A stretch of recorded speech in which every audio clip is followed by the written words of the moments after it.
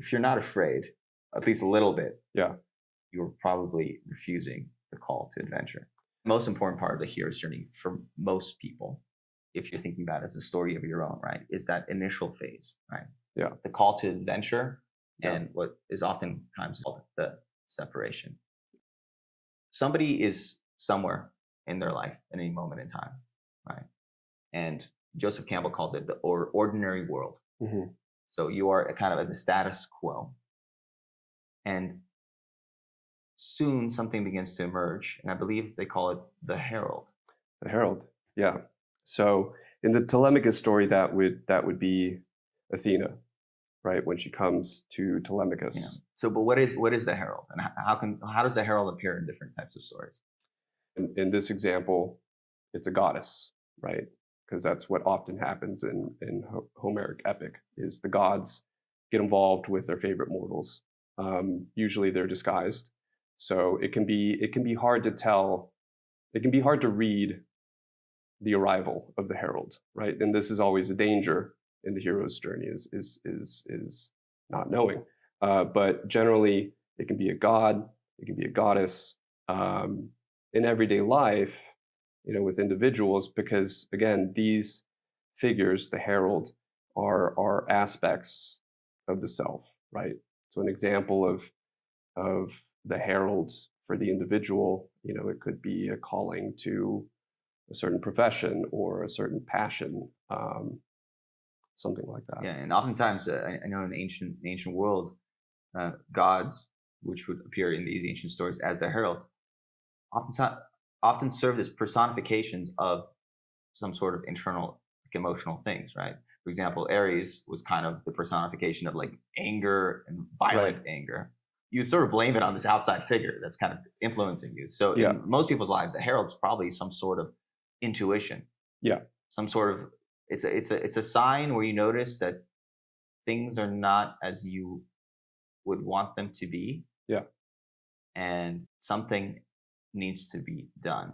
And the most kind of dangerous part for, I think, most people, and it happens in the hero's journey, but also happens, I think, in people's lives, is the refusal, right? So there's some sort of sign that you need to overcome a change, maybe jump careers and a relationship, leave home to go somewhere else, right, in order to take on a new character, a new personality. Yeah. But the biggest problem where a lot of both characters and real life human beings get stuck is that the refusal. Right. Yeah, the refusal of the call is something that comes up in heroic myths, a lot of the fairy tales, stories, and the danger with the refusal is that the refusal stems from fear of the unknown, right? Because the second stage of the hero journey is going into this landscape that is uncharted, potentially dangerous. As we said with Odysseus, I mean, his journey home is full of crazy monsters and adventures and temptresses and all these things. And this is why I think the symbolism of the tarot cards often plays a part, right? Yeah. Where if you look at the major arcana of the tarot cards, they tell this story as well in another version very similarly. And the first card, as we talked about in the very, very first episode of Manipulation Games way back when, it's not even a video episode, it's just an audio episode, is the Fool card. It's a youth, much like Telemachus, and it's a youth walking off a cliff into the unknown. Yeah. And a big part of it is that the youth is walking off the cliff, not because they're stupid, because they have not yet learned to be afraid. And chances are you are in a refusal stage if you don't have at least a sense of not knowing where your foot is going to land. That's oftentimes, I think, a good sign that you are still very much in the ordinary world and you haven't taken the steps of separation. And again, the cyclical journey of growth and transformation. Right.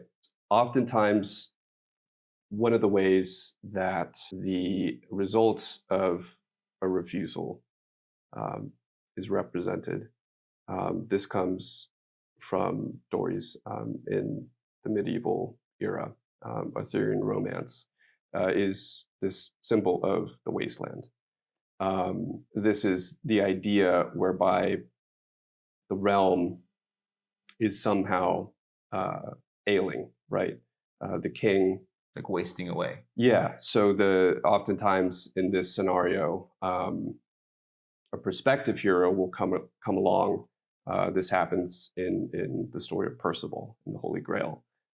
He's kind of a fool figure, right? So he was raised by a peasant mother. He doesn't really know knighthood, but he becomes drawn to it.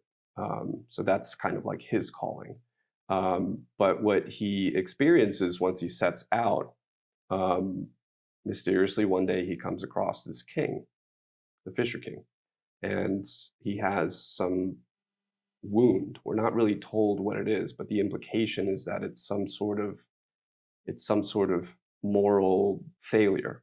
Something like almost like it's like cancerous that's growing. Yeah, and it affects the whole kingdom, right? So the crops aren't flowering, the water's not flowing, everything is wrong, everything's awry.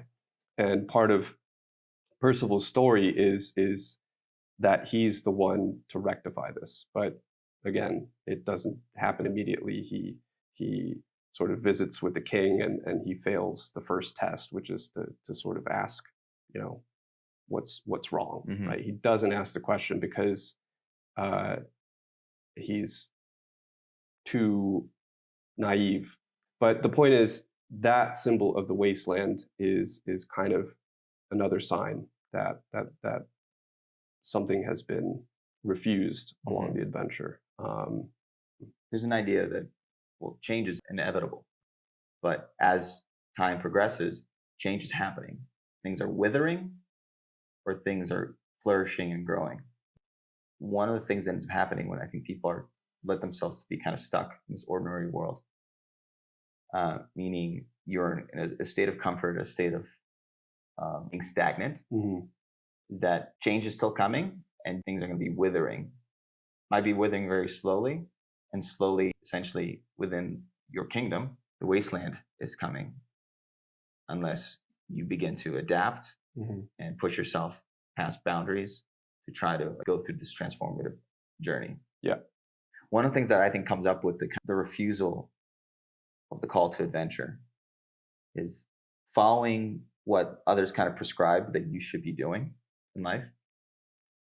I've always really liked that story in the Fountainhead, where you had Howard Rourke, the architect, who is kind of the main character who's following his journey, but he gets expelled from school because his architecture is too crazy and progressive and unusual. Yeah. He keeps being, everything in his career is kind of falling apart. Yeah. Right. What's contrasted with kind of a classmate of his, this guy named Peter Keating, who keeps succeeding kind of in the sense of like he follows all the rules. Yeah.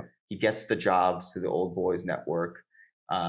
He gets the money. He does everything that people tell him he's supposed to do. But then by the end of his story, his realization is that his true calling was that he had the potential to be a great painter. Mm-hmm.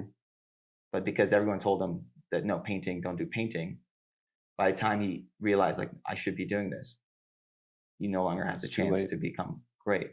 Yeah. And so one of the biggest dangers, I think, of the refusal to whatever a person's specific call to adventure is that it's this resentment and toxicity that can form over time.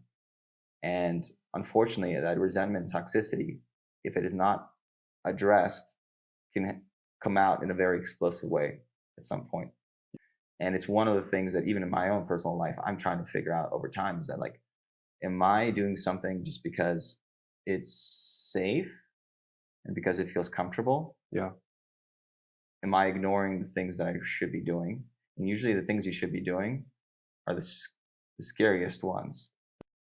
If you're not afraid, at least a little bit, yeah, around the things you're doing, you're probably refusing the call to adventure.